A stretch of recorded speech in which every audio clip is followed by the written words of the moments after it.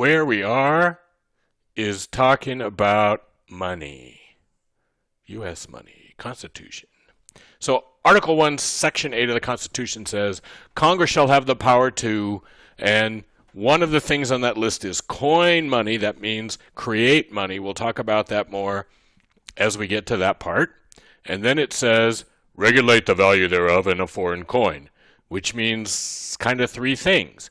We can regulate the value of domestic currency. We can try to make sure the dollar has value inside the United States.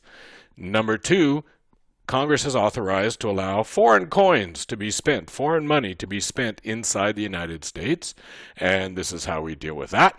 And then number three, Congress has the power to regulate the value of the dollar against foreign currencies. So three things, actually four things if you had it in the coin money. So it's coin money, regulate the value thereof domestically, regulate the value of it internationally, and control whether foreign money is spent, foreign currencies are spent inside the United States.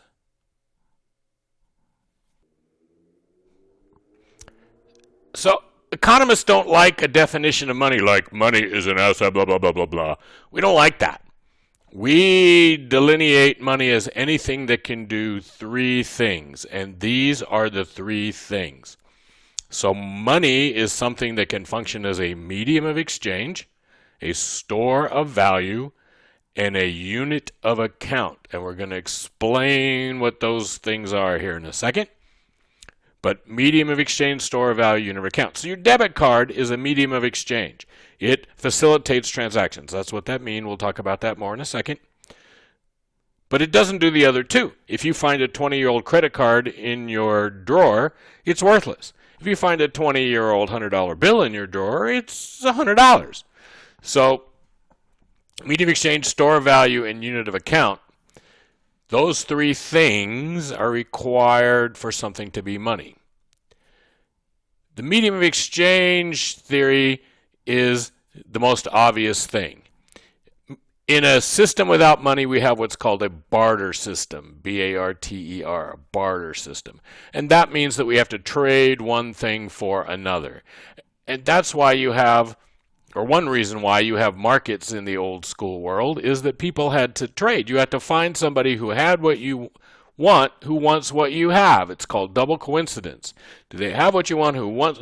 It's way complicated. Money makes life simple. Money means I can go in and give you money and buy what I want, and whoever wants what I've got can pay me money and get what I want, and life is simple. Adam Smith's best friend David Hume said, money is the wheels of is not the wheels, it's the oil. Not the wheels, it's the oil. Money makes transactions work better. This medium of exchange makes the economy function smoother, better, far more beautifully. And we don't have to find somebody who has what we have and wants what we have. That aside, you should know that in the 1700s, 1600s, 1500s, 40s, as we go back in time, most people maybe never touched money in their entire lives because they lived on a farm. They grew most of the stuff they ate. They did most of the stuff they ate. They swapped other people for things that they needed. And it was not uncommon for people to go through their lives without really having to hold on to money very often. But the most important function of money, the most obvious function of money, is a medium of exchange, something that makes transactions easier.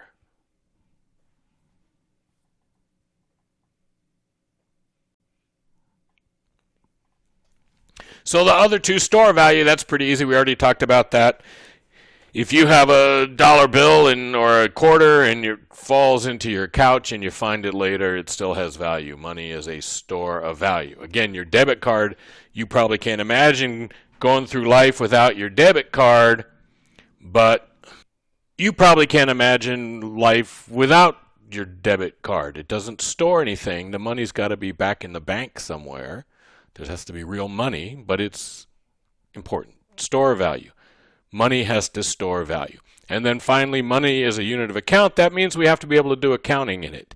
So somebody says to you, you know, you're adding up apples and oranges. Say, yeah, I do that all the time. I go to the grocery store. I buy an apple. I buy an orange. The grocery store says 90 cents. I pay 90 cents. I got an apple and an orange. I just added them up. We can keep our books, keep records in terms of dollars and cents. Okay? There are two basic kinds of money. Basic kind of money, number one, is called commodity money. Commodity money is made from something of value. If you have commodity money, in the government collapses, if you have gold coins and the government collapses, you still have gold, and it's still valuable. Okay? So commodity money has value because it's made of something valuable. Ancient civilizations very often used cows as money. You see lots of records from Mesopotamia and places like that where the accounting is done in cows. We in the United States used bucks, deer. The term buck means a male deer, a deer. So you might say, hey, $5. Well, that's because in the old days, you'd go out in the woods and shoot you $3. And yeah, so money. There's a rock right there in the middle of your screen at the bottom. That's from the island of Yap, which is technically part of the United States. They use these big round rocks as their money. That's the size of a car tire and weighs a couple hundred pounds. The American colonies, particularly in the South, often used tobacco leaves for money. Thomas Jefferson, when he got into debt and needed to make a payment, he'd very often just go out and grow a bunch of tobacco in his estate, and that tobacco would be accepted, those tobacco leaves would be accepted as cash. More often than not, however, in our world, it's gold and it's silver and it's copper that we have used as commodity money. You know that gold or that silver or that copper has value as gold or silver or copper. Even today, people take pennies and melt them down because the metal in the penny is worth more than the penny. So people steal pennies, melt them down. Okay? Here's some more examples for us. The Golden State Warriors and the 49ers. California's the Golden State. 49ers are gold. The 49ers, that's the gold rush to San Francisco. Golden State. California's all about this gold thing. I'm a graduate of the University of Colorado at Boulder. That makes me a golden buffalo. Because gold and silver, big time in Colorado. The actual school colors of CU are gold and silver.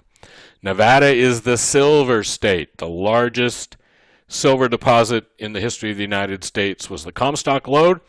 It's outside of Virginia City, up near Reno. A irony of history is that California was debating whether or not to join the United States back in the 1800s. They thought about being their own country. And one of the conditions for them getting in was that they got to set the boundary line between Nevada and California. And they missed the Comstock Lode. They missed it by less than 10 miles. If they had drawn that line a little different, they would have had this huge silver mine. It's in Nevada.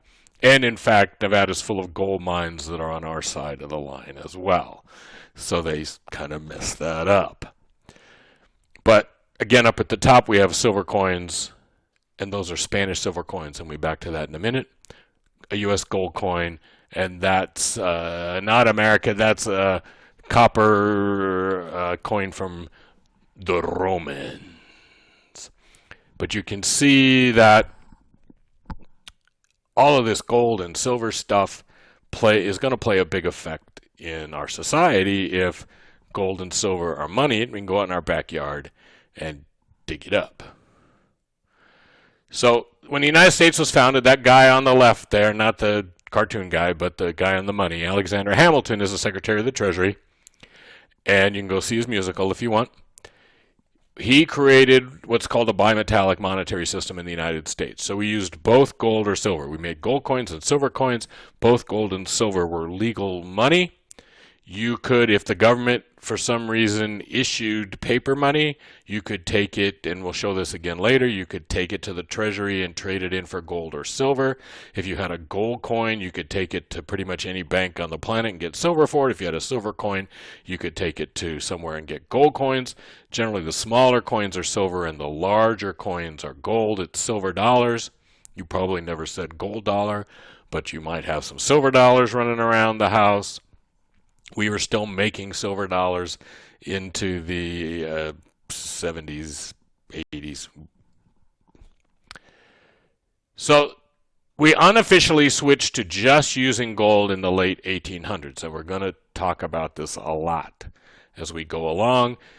It is one of the triggers for the progressive movement in the United States. So this progressive movement that hits in the late 1800s and runs through the early 1900s, its trigger point, one of its trigger points, is this switch to gold and abandonment of silver.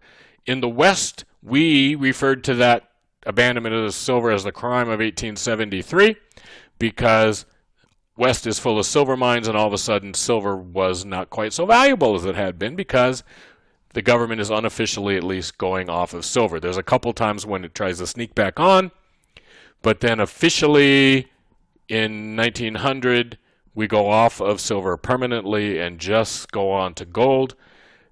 There's a movie about that you've probably seen, and we're going to talk about that before too long. We didn't stay on the gold standard very long. In 1934, we stopped using gold inside the United States. That's Franklin Roosevelt there, who was president when we did that. We were about the last major country in the world to do it. The Europeans had all been off of gold long before that, or they'd been using a part gold, part not gold. And so we really weren't on a gold standard for very long, and it wasn't the happiest time in the history of the world. So here's a piece of continental currency. It says this is money from before the Constitution. This is during the Revolution. And it says this bill entitles the bearer to receive 20 Spanish milled dollars, or the value thereof in gold or silver, May 1775. Now slide back here. That thing in the upper left-hand corner is a Spanish milled dollar. And what that means is that, in fact, most of the dollars used in the world were Spanish silver dollars. They actually came from Mexico. These are Mexican coins. Printed up in Mexico, stamped in Mexico, and they circulated. So the number one coin used in the United States from the mid to early 1700s all the way to about 1850 is a Spanish silver dollar. Remember the Constitution, right? We can do that. And most of Europe uses Spanish silver dollar. So it's essentially a global currency. Okay? If we come back here, we still used gold for deals between countries after 1934, but Richard Nixon over there on the right stopped using gold for all things in 1972. The United States owns gold. It sits in Fort Knox, and in fact, nobody knows it's there.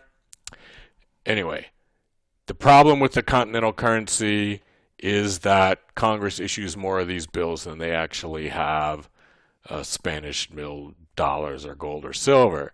And there's a phrase in early America, not worth a continental, which means it's just demeaning the currency. This money was worthless before too long because everybody knew that Congress didn't have the money to pay you back. This is a continental currency coin. I didn't show this for any other reason other than the fact it doesn't say "In God We Trust." It says "Mind your business." Mind your business is the logo on the continental coins. Most money in the United States was issued by banks at this point, and we'll talk about this again much in more detail. This is a banknote from Boston, Massachusetts from 1835. People didn't have checking accounts. All that kind of stuff didn't exist. Banks issued notes. Here's a $5,000 bill. It's a Treasury note, 1934. it says the United States of America will pay to the bearer on demand. There's some other stuff over here on the left which says it's legal tender, but you can trade it in. United States of America will pay to bearer on demand. So you could take this treasury and get $5,000 in gold or silver for it. You would be really stupid to do that today because that bill's probably worth, hundreds of thousands of dollars. Here's what modern currency looks like. If you look at under the seal on, this is Federal Reserve note, under the seal on the left, it says this note is legal tender for all debts, public and private. It doesn't say it's money.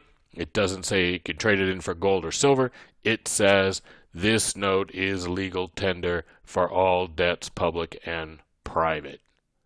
Legal tender. And our buddy Alexander Hamilton there. Legal tender. This is what we call fiat money. Fiat means by order. So fiat money is money because the government says it's money.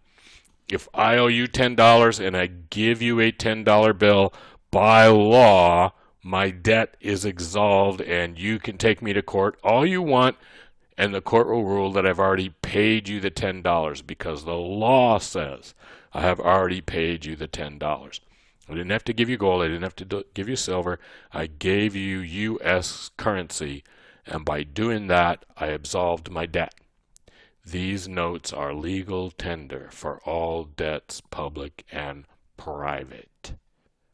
I can pay the government. And remember, the Constitution says, and we'll be back to this, remember what it says about states and what you're supposed to pay your state in? So, anyway, what does this tell us about life in America or in any other country in the world? What it tells us is our money is based on our faith. The full faith and credit of the United States. That's what we have, is a faith-based monetary system. Our money is good not because it's valuable, not because there's gold or silver or some thing sitting there that we can get our hands on. It's not even a cow or a deer. Our money has value because we believe that the United States is going to be there tomorrow. Countries that aren't sure whether their government is going to be there tomorrow or not lose faith, and when they lose faith, the value of their money goes away. When the South split off from the North, the money in the South got less and less valuable as the war went bad. And whenever the war went good, their money was good. But as soon as the war went bad, their money went bad because fiat money is valued only because we have faith in it. We're going to talk about countries like Zimbabwe who their people lost faith in their money, like total faith in their money. And they've had to replace it because people wouldn't take it. Money is all about faith. So before you go to bed at night, you need to ask yourself, do you have faith?